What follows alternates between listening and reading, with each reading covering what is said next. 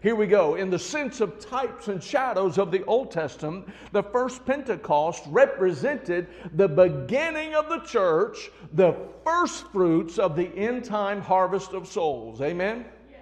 Now, a few weeks ago, Reuben and Priscilla were here, and Priscilla came and she had this bag of goodies, and I was like, what has she got now?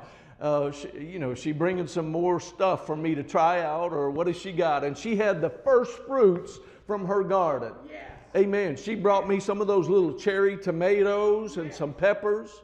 And I got to eat a salad the other day, and I put some of those tomatoes in there and cut up some of those peppers. They're not too hot, because she said, I can't bring that gringo preacher though anything that's too hot. You know, I got to back it down just a little bit. But it was the first fruits from her garden, and she was thinking about, I'm going to obey and I'm going to honor God and honor the man of God, so that God will continue to bless the harvest that is coming later. Amen.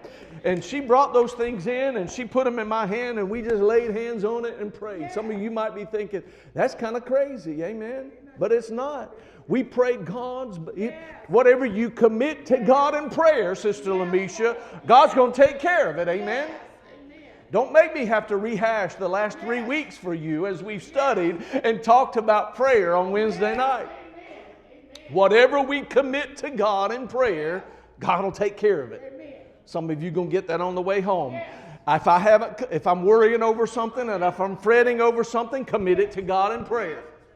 If there's something that's keeping me awake at night, commit it to God in prayer. Amen. I know Shannon's looking at me like, all right, you can move on now. But I just feel this in my spirit that somebody needs to understand that prayer is just more than just a lay me down to sleep activity that we do. It is communion with the Most High God. And as His child, His son or His daughter, He is tuned in, listening to what you have to say. Amen.